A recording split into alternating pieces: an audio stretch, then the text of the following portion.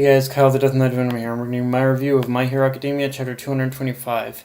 So the chapter starts off with Re-Destro and Gideon talking to each other, and Re-Destro, he's laying down his points as to why the league is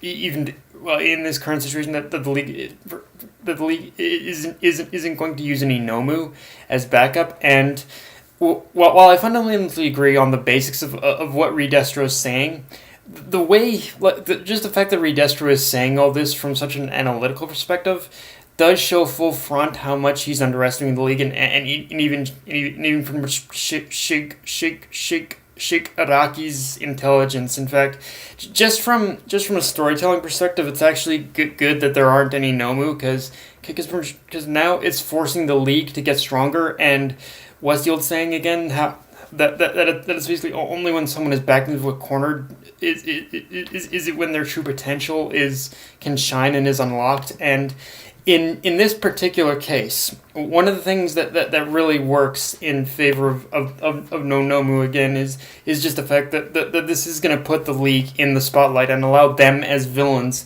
and just their fighting abilities and just them in general to develop. Like it's taking all the spotlight away from Nomu, who were just the pawns, and just putting the main people in the spotlight now, which I love.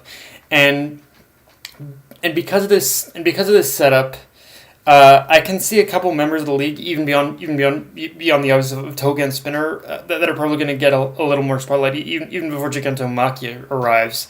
And yeah, in general, I just really like how this was set up, because again, one thing I think I'm enjoying about this most of all is that with the setup of Re-Destro and how he's underestimating the league, like just in the way that Horikoshi pretty much keeps from, in the way that Horikoshi is presenting Re-Destro up to this point, with him just underestimating the league just him constantly underestimating the league, it shows that he's definitely setting Re-Destro up in order to fail at some point. Like very much Re-Destro is basically so confident at this point that something is going to give out. Something is going to give out, and this plan is probably, and at the point that we see the actual plan of. We see the actual plan come into play. Like this is just phase one of the plan, but by the time we see the plan actually take place with the arrival of Gigantomachia, it's at that point that I think that things are going to really start to fall apart for the Liberation Army and Re-Destro for sure. Like it's at that point where I think they're really gonna say shit, or who knows? I don't know, or who knows? Or who knows? Just the fact that Horikoshi himself, he likes to throw us for a loop. It could also be that Re-Destro was probably expecting Gigantomachia to show up as well. Like with Re-Destro, it's kind of hard, because on one hand, it's obvious he's being set up to fail, but you don't really know if he's actually going to fail or not. It's really, even despite how good the plan actually sounds. So yeah, I guess we're just gonna have to wait and see what becomes of the plan once Gigantomachia comes into play.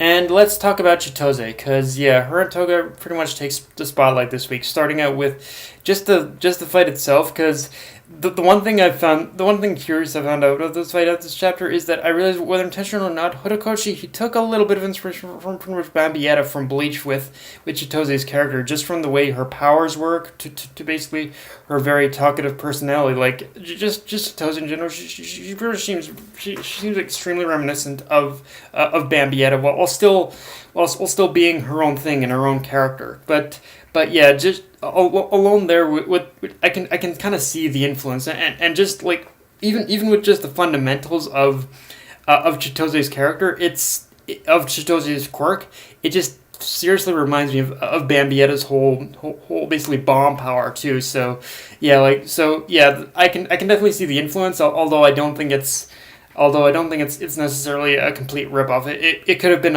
it could be unintentional because bomb powers are basically kind of an extremely common power to have in shonen manga in general to me. So yeah, I think it was probably just a coincidence, but I can't deny that there are some similarities between the two characters for me too. And actually, even taking out the Bombiata thing, um, I think there is one other very interesting comparison you can make as well, which is that while the fundamentals and the powers are different, in many respects, you could say that pretty much Chitose is what Bakugo possibly would have become had he chosen to become a villain. Like if like when I, aside from the Obambieta thing, like when I was seeing like pretty much with all that we got of Chitose in this chapter, the one thing that kind of popped into my head constantly is, damn, this is probably what Bakugo he would have been like had he chosen to become a member of the League of Villains or just a villain in general. Like in a way, like just from seeing how basically Chitose acts, I kind of see it as a good thing that pretty much Bakugo had gone down a completely different path now.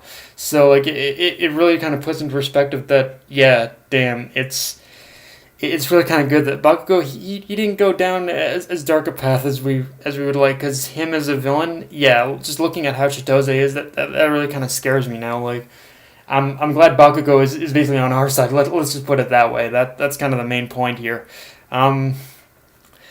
Now, and of course through all this there is a rather and through all this of what I've talked about, there is a very interesting theme to talk about in this chapter, and it's summed up perfectly through Toga's one rhetorical question: what is a normal life?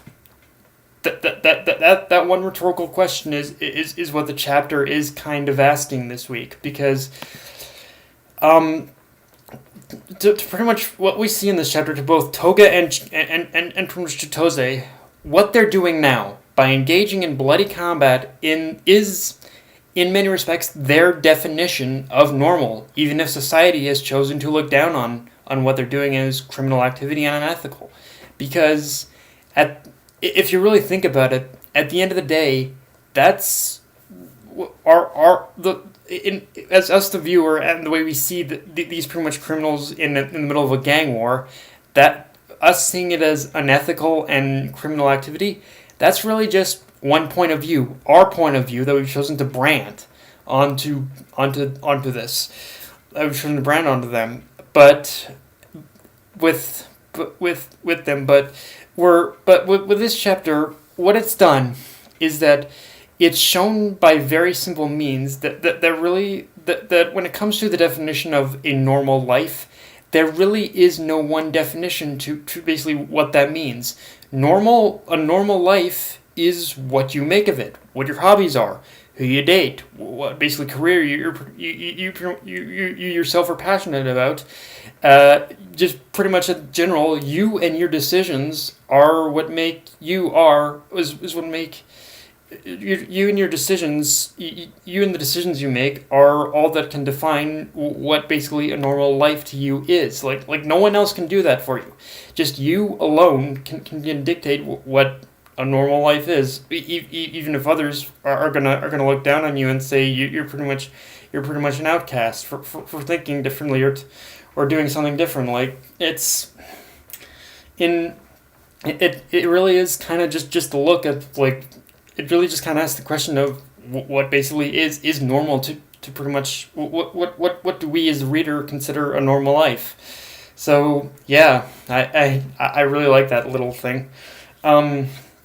Also with Toga in this chapter, we get a little interesting chunk of her backstory, and based on Chitose's words, I think we can assume that Toga had definitely come from a wealthy family. So while I don't necessarily need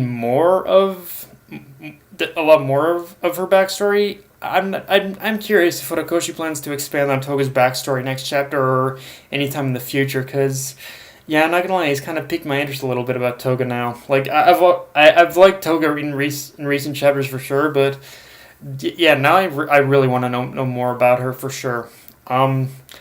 But yeah, guys, that's my review. If you enjoyed the video, like, comment, subscribe. Follow me on Twitter, Facebook, and let's check Crunchyroll. Death Not Even Me. Signing off. Later, guys.